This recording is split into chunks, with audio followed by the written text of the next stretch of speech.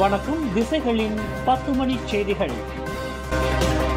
தாக்குதல்களை இஸ்ரேல் நிறுத்தினால் ஈரான் ராணுவ நடவடிக்கைகளை நிறுத்த தயார். பாலஸ்தீனம் மற்றும் ஈரானில் இறையாண்மை கொண்ட பிரதேசங்கள் மீதான தாக்குதல்களை இஸ்ரேல் நிறுத்தினால் தனது ராணுவ நடவடிக்கைகளை நிறுத்தி அமைதி பேச்சுவார்த்தையில் ஈடுபட ஈரான் தயாராக உள்ளது என்று பிரதமர் டத்தோஸ்ரீ அன்வார் இப்ராஹிம் தெரிவித்துள்ளார். ஈரானுக்கும் இஸ்ரேலுக்கும் இடையிலான மோதல் தொடர்பில் அண்மைய நிலவரங்கள் குறித்து பிரதமர் அன்வாருடன் தொலைபேசியில் உரையாடிய ஈரான் அதிபர் மசூத் பெசஸ்கியான் இந்த உத்தரவாதத்தை வழங்கியுள்ளார். பாலஸ்தீனம் மற்றும் ஈரானின் இறையாண்மை கொண்ட பிரதேசங்கள் மீதான தாக்குதல்களை இஸ்ரேல் நிறுத்த வேண்டும் என்ற நிபந்தனையின் பேரில் ஈரான் ராணுவ நடவடிக்கைகளை நிறுத்தி அமைதியை வரவேற்க தயாராக உள்ளது என்பதை அதிபர் மசூத் உறுதி தெரிவித்துள்ளதாக அன்வார் குறிப்பிட்டார். இந்த நிலைப்பாட்டை மற்ற இஸ்லாமிய நாடுகளுக்கு தெரிவிக்கும்படி அவர் தம்மை கேட்டுக் கொண்டுள்ளதாக அன்வார் தெரிவித்தார். காசா மற்றும் ஈரான் மீதான இஸ்ரேலிய தாக்குதல்களை கண்டிப்பதில் மலேசியா தனது நிலைப்பாட்டில் உறுதியாக இருப்பதாக அன்வார் குறிப்பிட்டார். நகரி சம்பிலான் தம்பேனில் இரு வியாபாரிகள் 1 மணி நேர வித்தியாசத்தில் 100 ரிங்கிட் கள்ளநோட்டை பெற்றதாக புகார் அளித்துள்ளனர். அருகில் உள்ள அப்பம்பாலே வியாபாரியிடமிருந்து தனது மனைவி 100 ரிங்கிட் கள்ளநோட்டை பெற்றதாக 47 வயது வணிகர் அஸ்புல்லா முகமது சாலே தெரிவித்தார். எனினும் தனது மூத்த மகளின் பிறந்தநாள் விழாவையொட்டி ஆர்டர் கொடுத்த கேக்கிற்கு அந்த 100 ரிங்கெட்டை செலுத்திய போதுதான் அது கள்ளநோட்டு என்பது தனது மனைவிக்கு தெரிய வந்ததாக அவர் குறிப்பிட்டார். இதேபோன்று ஆடவர் ஒருவரிடம் தாம் பெற்ற 100 ரிங்கெட் கள்ளநோட்டு என்பதை தாம் பின்னர்தான் உணர்ந்ததாக 21 வயதுடைய மற்றொரு வியாபாரியான மீரா என்பவர் தெரிவித்தார். பிரடுவா மைவீரக காரில் வந்த அந்த ஆடவரிடமிருந்து 100 ரிங்கெட் கள்ளநோட்டை தாம் பெற்றது ரகசிய கேமராவில் பதிவாகியுள்ளதாக அவர் குறிப்பிட்டார். இதன் தொடர்பில் அவ்விரு வியாபாரிகளும் போலீசில் புகார் அளித்திருப்பதை தம்பின் மாவட்ட போலீஸ் தலைவர் சூப்பரிண்டென்டன்ட் அமீருடின் சரிமான் உறுதிப்படுத்தியுள்ளார். 16 வயது மாணவியை பாலியல் பலாத்காரம் புரிந்த குற்றத்திற்காக முன்னாள் தலைமை ஆசிரியர் ஒருவருக்கு கொலத்திரங்கானு செஷன்ஸ் நீதிமன்றம் இன்று 15 ஆண்டு சிறை தண்டனை விதித்தது. 60 வயது ரோஸ்லி அப்துல் ரஹ்மான் என்ற அந்த முன்னாள் தலைமை ஆசிரியருக்கு எதிராக மொத்தம் 13 குற்றச்சாட்டுகள் கொண்டு வரப்பட்டன. அந்த பெண்ணை மிரட்டியது, பாலியல் பலாத்காரம் புரிந்தது உட்பட பாலியல் தொடர்புடைய குற்றச்சாட்டுகள் அந்த முன்னாள் தலைமை ஆசிரியருக்கு எதிராக சுமத்தப்பட்டன. கடந்த 2020 ஆண்டு முதல் 2021 ஆண்டு வரை கொலத்திரங்கானு மற்றும் மாராங் ஆகிய பகுதிகளில் அந்த முன்னாள் தலைமை ஆசிரியர் இக்குற்றங்களை புரிந்ததாக குற்றச்சாட்டில் தெரிவிக்கப்பட்டது.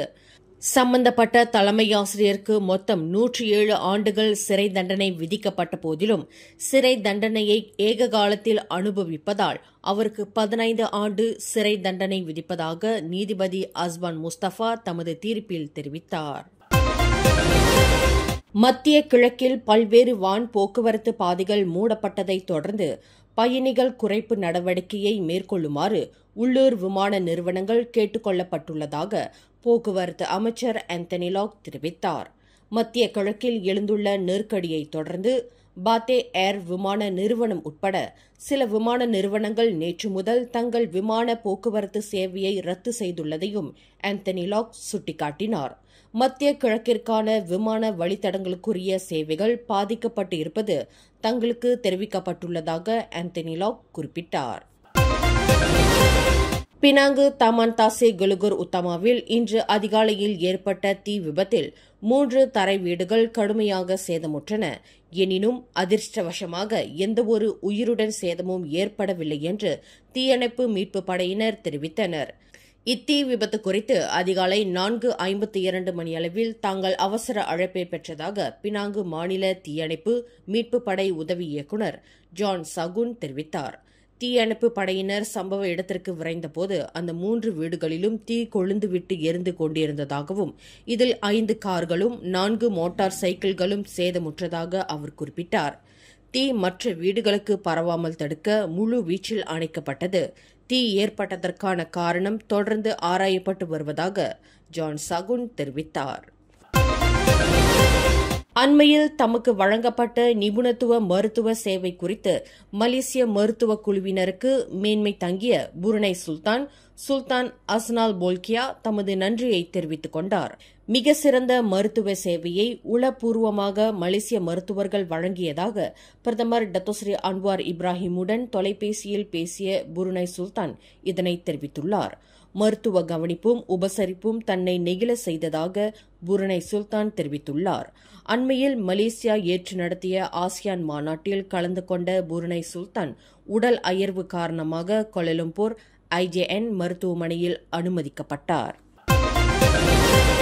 அரசாங்க சேவைகளுக்கான நாட்டின் ஒற்றை இலக்க நுழைவாயிலாக செயல்படும் MyGov மலேசியா திறன்பேசி செயலி அடுத்த மாதம் தொடங்கப்படும் என இலக்கவியல் அமைச்சர் கோபிந்த் சிங் டியோ தெரிவித்தார். நாட்டின் அரசு தொழில்நுட்பமான ஜியோவி டெக் என்பது இலக்கவியல் அமைச்சின் ஒரு பகுதியாகும் என்று கோபிந்த் சிங் டியோ கூறினார். இதன் வழி மலேசியர்கள் பல்வேறு அரசாங்க நிறுவனங்களை எளிதாக அணுக உதவும். இது மலேசியாவை ஓர் இலக்கவியல் நாடாக மாற்றுவதற்கான அரசாங்க திட்டத்தின் ஒரு பகுதியாகும்.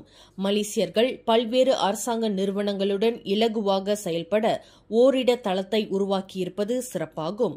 MyGov மலேசியா திறன்பேசி அரசு தொழில்நுட்ப செயலி மலேசியாவில் 7 முக்கிய சேவைகளில் கவனம் செலுத்தும். கடவுச்சீட்டு தொடர்பான விஷயங்கள், பிறப்பு மற்றும் குடியுரிமை, சாலை வரி மற்றும் ஓட்டுநர் உரிமம், மருத்துவ சந்திப்புகள் மற்றும் மருத்துவ பதிவுகள், அழைப்பாணைகள், வீட்டு வசதி நிலவரி, மதிப்பீட்டு விகிதங்கள் மற்றும் ராமா ரொக்க உதவி ஆகியவற்றுக்கு முக்கிய பங்காற்றும் என்று கோபிந்த் சிங் தெரிவித்தார். தன்னுடன் ஒரே வீட்டில் வாடகைக்கு இருந்த ஆடவர் ஒருவர் குளித்துக் கொண்டிருப்பதை ரகசியமாக வீடியோ படம் எடுத்த நபருக்கு அம்பாங் மஜிஸ்ட்ரேட் நீதிமன்றம் 3300 ரிங்கெட் அபராதம் விதித்தது. 30 வயது முகமது ஃபாமி அக்மால் என்ற அந்த நபர் கடந்த ஜூன் 20ஆம் தேதி அம்பாங் தாமான் UK பெர்டானாவில் உள்ள ஓர் ஆடம்பர அடுக்குமாடி வீட்டில் இக்குற்றத்தை புரிந்ததாக நீதிமன்றத்தில் தெரிவிக்கப்பட்டது. ஆடவர் ஒருவரின் கண்ணியத்திற்கு இழுக்கு சேர்த்த கணக்கியல் அதிகாரியான அந்த நபரின் அருவருத்தக்க செயலை மஜிஸ்ட்ரேட் கண்டித்தார். எனினும் தனக்கு எதிரான குற்றத்தை அந்த நபர் ஒப்புக்கொண்டதை தொடர்ந்து அவருக்கு நீதிமன்றம் அபராதம் விதித்தது. கோலாலம்பூர் செராஸ் MRT ரயில் நிலையத்தில் மாது ஒருவரை மானபங்கம் செய்ததாக தனியார் பல்கலைக்கழக மாணவன் ஒருவன் கோலாலம்பூர் மஜிஸ்ட்ரேட் நீதிமன்றத்தில் இன்று குற்றஞ்சாட்டப்பட்டான். ஆஃபீஸ் டமியான் அப்துல் குவி என்ற அந்த மாணவன் கடந்த ஞாயிற்றுக்கிழமை காலை 8:53 மணியளவில் தமான் பெர்தமா MRT நிலையத்தில் 28 வயது மாதுவிடம் வக்கிர செயலுடன் நடந்து கொண்டதாக குற்றச்சாட்டில் தெரிவிக்கப்பட்டது. குற்றவாளி என்று நிரூபிக்கப்பட்டால் 5 ஆண்டு சிறை மற்றும் அபராதம் விதிக்க வகை செய்யும் குற்றவியல் சட்டத்தின் கீழ் அந்த மாணவன் குற்றச்சாட்டை எதிர்நோக்கியுள்ளான். எனினும் தனக்கு எதிரான குற்றச்சாட்டை அந்த மாணவன் மறுத்து விசாரணை கோரியுள்ளான்.